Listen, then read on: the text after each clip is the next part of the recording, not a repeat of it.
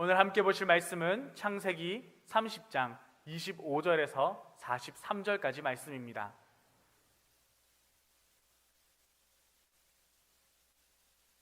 제가 가진 성경으로는 구약 성경 44쪽에 있습니다.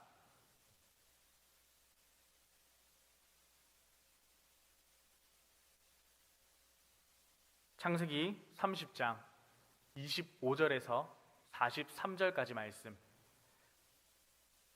한 절씩 교독하도록 하시겠습니다. 라헬이 요셉을 낳았을 때에 야곱이 라반에게 이르되 나를 보내어 내 고향 나의 땅으로 가게 하시되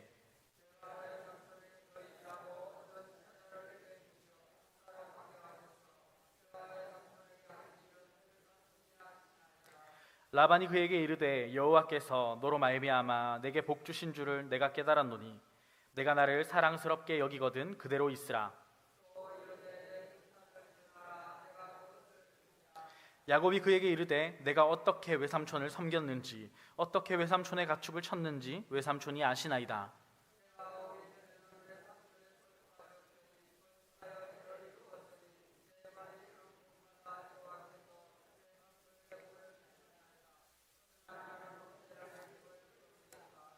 라반이 이르되 내가 무엇으로 내게 주랴. 야곱이 이르되 외삼촌께서 내게 아무것도 주시지 않아도 나를 위하여 이 일을 행하시면 내가 다시 외삼촌의 양떼를 먹이고 지키리이다.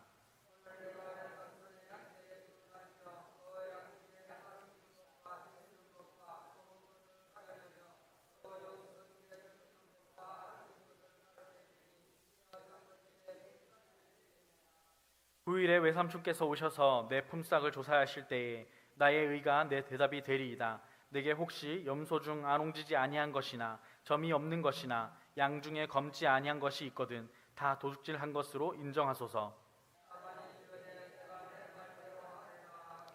그날에 그가 숫염소 중 얼룩무늬 있는 것과 점 있는 것을 가리고 암염소 중 흰 바탕에 아롱진 것과 점 있는 것을 가리고 양 중에 검은 것들을 가려 자기 아들들의 손에 맡기고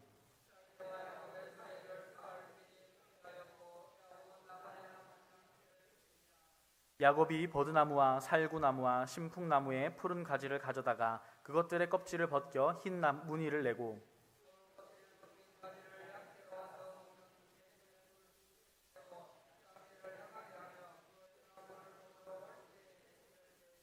가지 앞에서 새끼를 뱀으로 얼룩한 것과 점이 있고 아롱진 것을 낳은지라.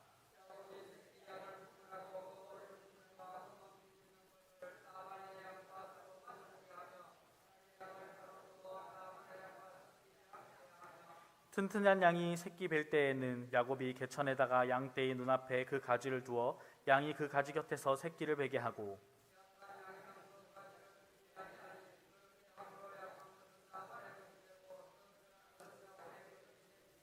함께 읽겠습니다. 이에 그 사람이 매우 번창하여 양떼와 노비와 낙타와 나귀가 많았더라.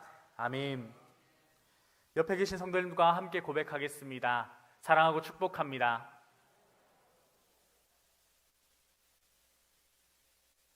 인간의 삶이란 참 반복의 연속입니다. 매일 아침 일어나서 세수하고 아침밥을 먹고 또 어제와 같이 사무실에 직장에 출근하여 똑같은 일을 반복합니다. 저녁이 되면 퇴근해서 가족과 함께 저녁 식사를 하고 또 어제 그랬듯 씻고 오늘 밤을 보내게 됩니다.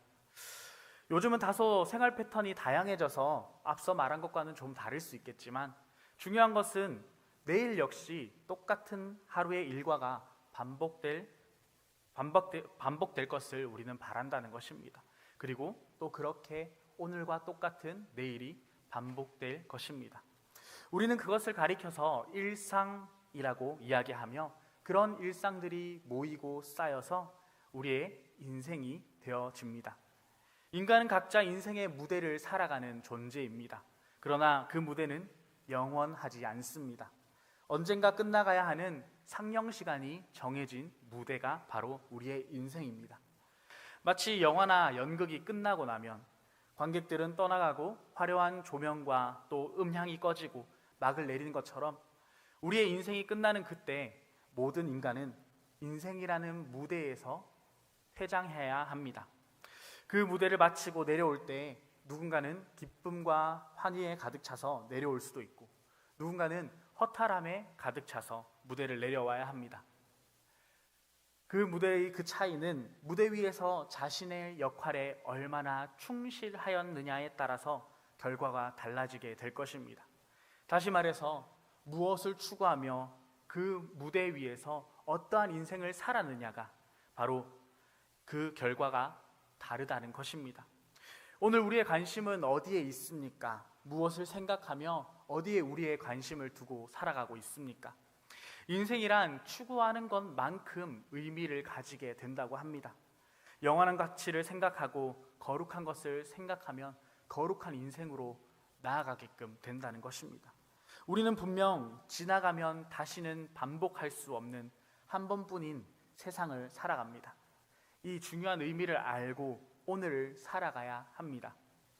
물질적으로 안정된 삶을 누리고 살고 싶고, 가정도 든든히 세우고 싶고, 내 인생의 기반도 튼튼히 다지고 싶고, 노후도 확실하게 보장하고 싶은 것이 바로 우리의 인생입니다.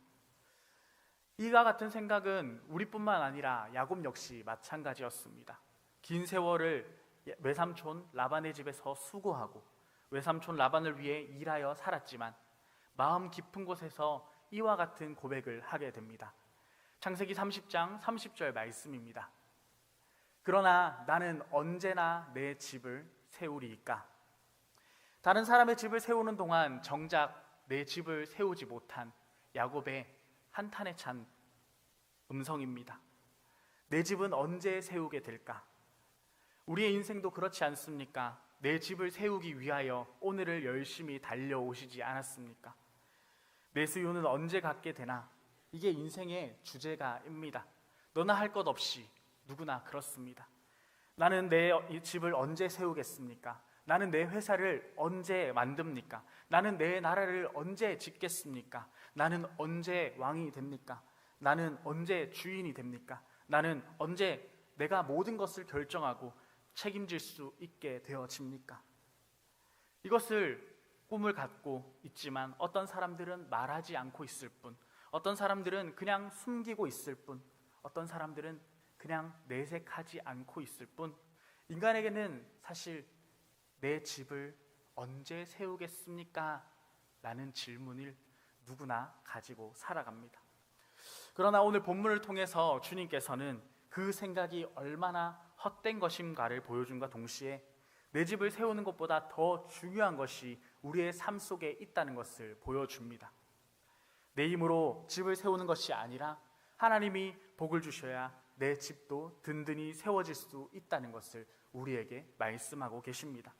오늘 말씀을 통해 나 자신만을 위한 집이 아니라 하나님 안에서 세워지는 삶, 그 영적인 원리를 함께 나누는 시간 되어지기를 간절히 소망합니다.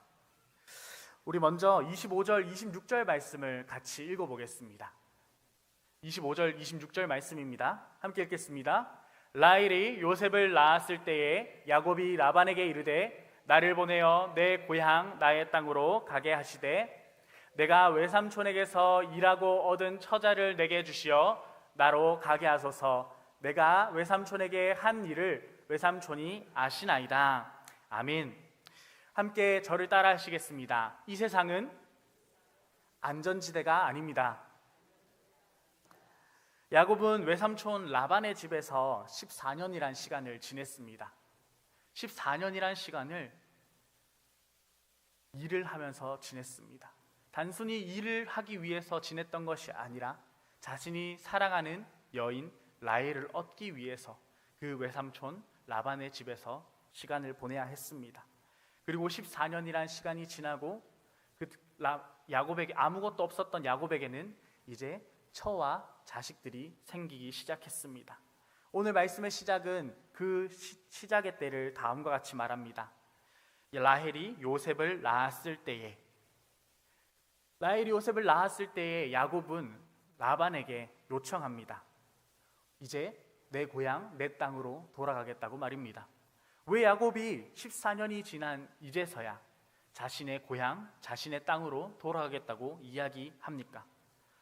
고향에 돌아간들 무슨 좋은 일이 있겠습니까? 아버지 어머니를 본다는 기쁨이 있겠지만 자신을 분노하며 기다리고 있는 자신의 형 에서가 기다리고 있을 뿐입니다. 또한 어디 그뿐이겠습니까? 12명의 자식과 4명의 처를 챙겨야 합니다. 어떻게 먹여 살려야 할지 참 앞길이 막막한 이사를 준비하고 있는 것이 오늘 야곱의 모습입니다. 그런데 왜 야곱은 다시 고향으로 돌아가고자 합니까?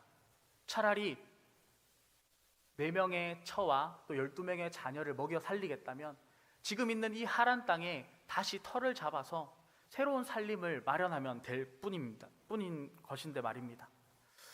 누구에게나 인생의 전환점은 존재합니다. 야곱의 인생의 전환점은 바로 라헬이 요셉을 낳았을 때입니다. 야곱은 비록 이 하란 땅에서 로맨스가 있었지만 이제 내가 돌아가야 할 땅, 약속의 땅, 고향의 땅, 가나안을 기억하고 생각합니다. 하란에서 라헬과 연애하다가 세월을 보내고 아내들과의 싸움을 말리고 또 애들을 챙기다가 시간을 보내며 자신보다 더 교활한 외삼촌 라반의 밑에서 일하다 보니 더 이상 이 하란 땅은 자신의 안전을 보호해 줄 수 없다는 것을 절실하게 깨닫게 됩니다. 또한 그때에 하나님께서 하신 약속의 말씀을 야곱은 기억합니다. 창세기 28장 15절 말씀에 내가 어디로 가든지 너를 지키며 너를 이끌어 이 땅으로 돌아오게 할지라. 아멘. 하나님이 약속하신 그 땅, 야곱은 그 땅을 기억합니다. 그리고 그 땅에 있을 때에 자신의 안전이 확보될 것이란 것을 야곱은 확신합니다. 성도 여러분, 우리는 이 땅 가운데 나그네처럼 살아갑니다. 그리고 주님께서 부르시면 모든 일을 정리하고 주님 계신 그 땅으로 돌아가야 합니다. 이 세상은 영원한 안전지대가 아닙니다. 그런데 우리가 까맣게 잊고 살아가는 것은 무엇입니까? 바로 이 세상에서 안전을 확보하려고 하는 것입니다. 공부도, 사업도, 물질도, 건강도 사실은 이 땅에서 누리고 싶은, 우리가 이 땅에서 가지고 싶은 수만 가지 것들 중에 하나가 아닙니까? 그러나 이 세상 그 어떤 곳에서도 안전지대는 없습니다. 이 세상은 환난과 시련, 도전과 재난을 피할 수 없습니다. 걱정과 근심이 그칠 날이 없습니다. 그렇다면 이 세상이 안전지대가 아니라면 우리는 이 땅에서 어떤 삶을 살아야 하겠습니까? 우리의 안전지대는 도대체 어디라는 말입니까? 주님께서는 우리에게 말씀하십니다. 시편 46편 1절 말씀에 하나님은 우리의 피난처시요 힘이시니 환난 중에 만날 큰 도움이시라. 피난처란 뜻은 가장 높은 곳이라는 뜻을 가지고 있습니다. 높은 산에 올라가면 땅 아래의 일은, 산 아래의 일은 문제되지가 않습니다. 안전지대는 이 땅이 아니라 주님께 있음을 우리 주님께서는 말씀하고 계십니다. 하나님이 계신 그곳에 있을 때에 우리에게 안전이 있다는 것입니다. 사람이 재능과 환경 그리고 그 능력과 소유가 그 사람을 안전하게 해주지 못합니다. 그 사람을 안전하게 해주는 것은 바로 영원한 하나님의 나라를 바라보며 믿음의 걸음을 걸어갈 때, 그 주님 안에 있을 때에 우리에게 안전지대가 되어지는 것입니다.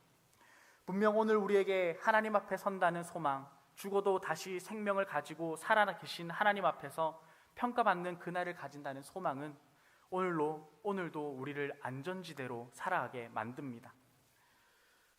오늘 이 땅의 현실과 현재만을 바라보며 살아가는 것이 아니라 우리가 돌아가야 할 그 본향, 내 고향, 내 땅이 있다는 것을, 하나님의 영원한 나라가 있다는 것을 기억하며 살아갈 수 있기를 소망합니다. 이 세상의 시련과 도전과 인생의 풍랑 앞에 있을 때에도 그곳이 어떠한 곳이라 할지라도 우리에게 돌아갈 본향, 그 땅을 기억할 때에 주님으로 인하여 우리가 안전하게 될 줄 믿을 수 있기를 간절히 소망합니다. 다음으로 27절부터 30절 말씀까지 함께 읽어보도록 하겠습니다. 27절입니다. 라반이 그에게 이르되 여호와께서 너로 말미암아 내게 복 주신 줄을 내가 깨달았노라. 내가 나를 사랑스럽게 여기거든 그대로 있으라. 또 이르되 내 품삯을 정하라. 내가 그것을 주리라. 야곱이 그에게 이르되 내가 어떻게 외삼촌을 섬겼는지 어떻게 외삼촌의 가축을 쳤는지 외삼촌이 아시나이다. 아멘. 고향 땅으로 돌아가려고 마음먹은 야곱을 라반은 막아섭니다. 굳이 고향 땅으로 돌아갈 필요가 있겠느냐? 너 때문에 하나님께서 복을 주셨는데 여기서 가족과 함께 평안하게 살아라. 이제 내가 너의 수고를 인정해 주겠다. 제대로 임금도 챙겨줄 테니 같이 한번 살아보자 라고 라반은 야곱을 회유하기 시작합니다. 근데 그 회유의 방법이 참으로 기가 막힙니다. 백지수표를 덜렁 꺼내면서 야곱에게 네가 원하는 대로 한번 불러보라는 것입니다. 이것은 야곱에게 너무나도 큰 유혹이며 시험이었을 것입니다. 야곱이 라반에게 무엇이라 말했습니까? 나는 언제나 내 집을 세우겠습니까? 라고 이야기하였습니다.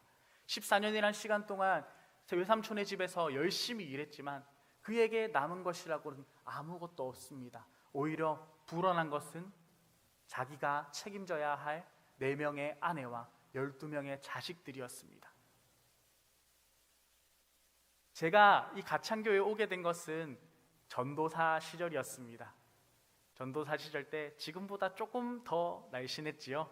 그 전도사 시절 때는 혼자였기 때문에 정말 두려울 것 없이 위풍당당했던 것 같습니다.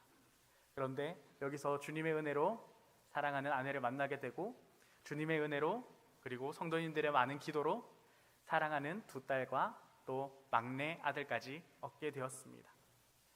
아내가 생기게 되고 또 자식들이 생기게 되면서 기쁨도 늘어나지만 한편으로는 이 가정을 지키고 책임져야 한다라는 무거운 마음이 생겼습니다.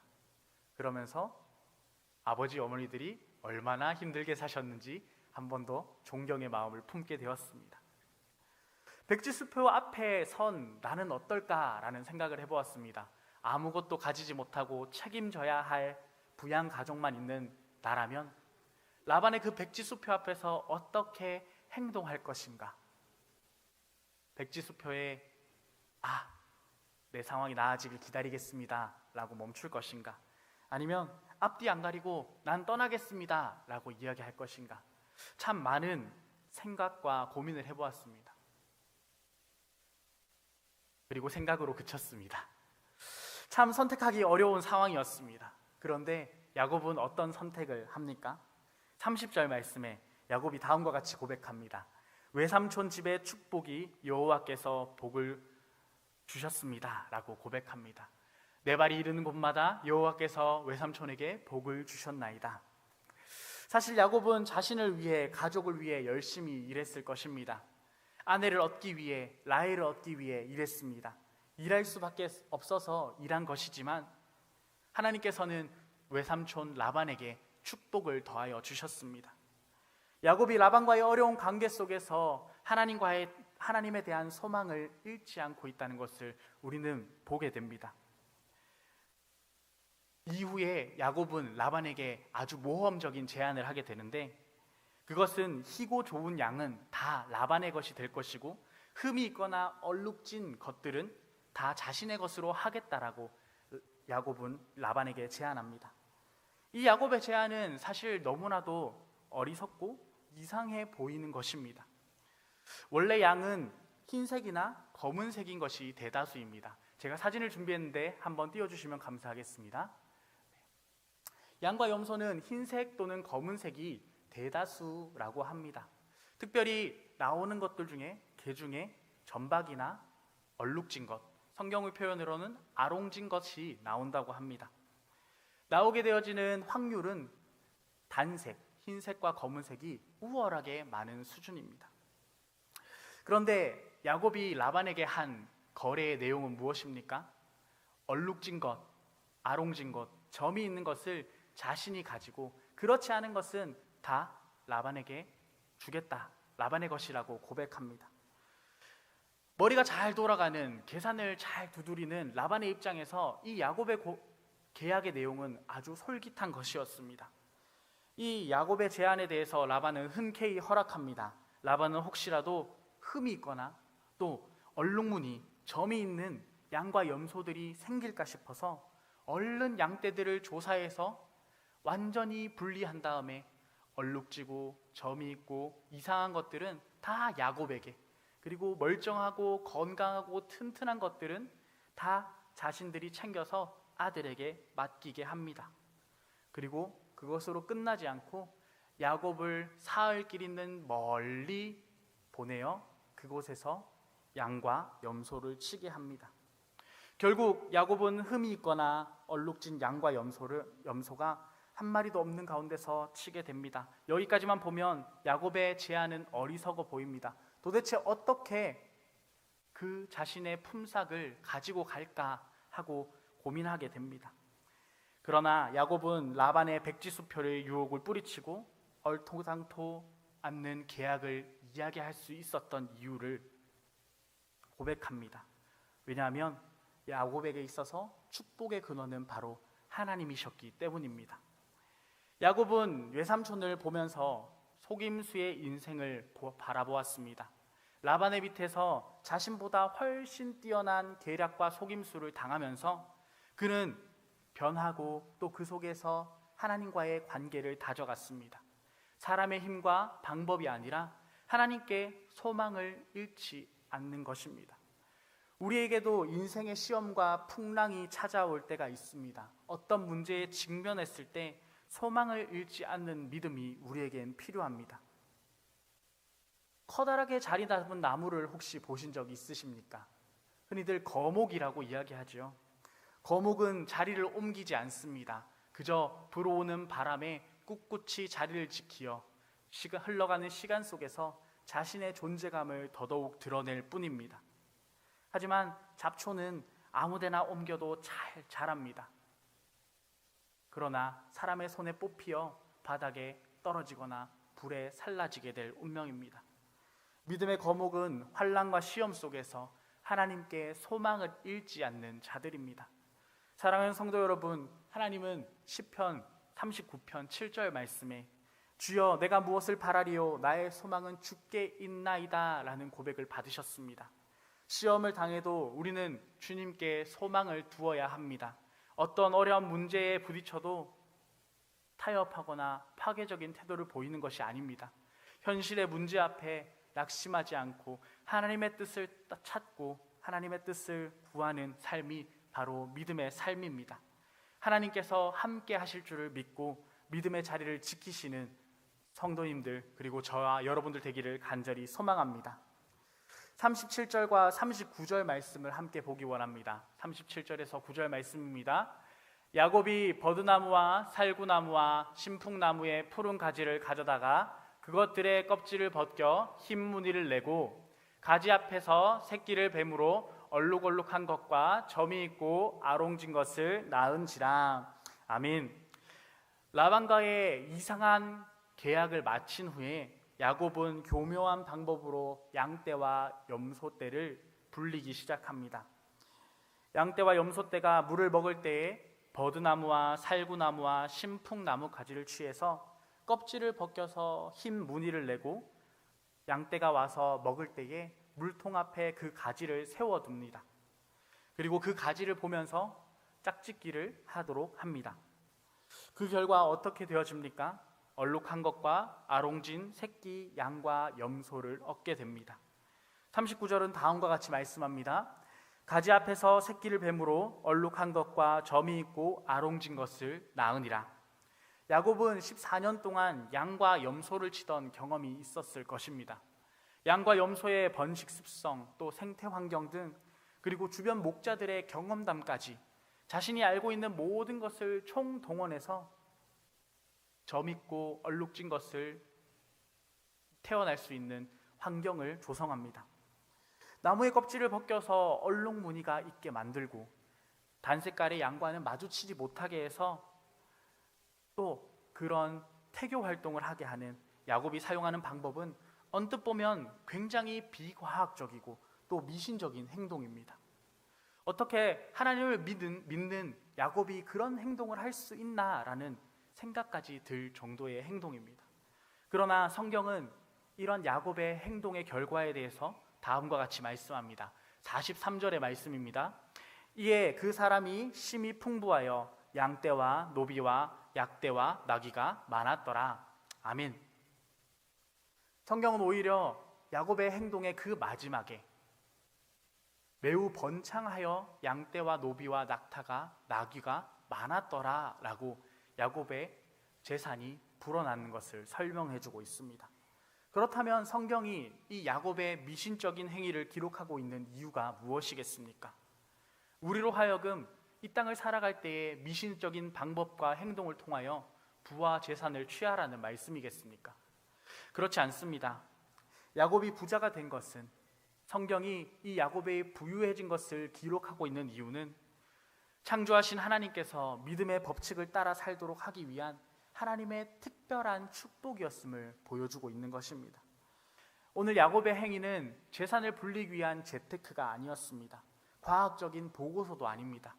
그렇다고 미신적인 행위도 아닙니다.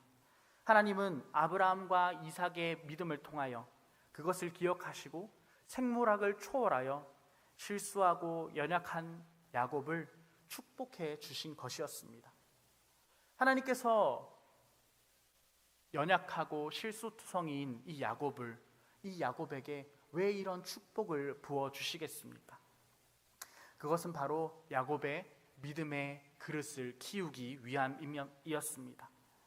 믿음의 용량을 키우기 위한 하나님의 훈련입니다.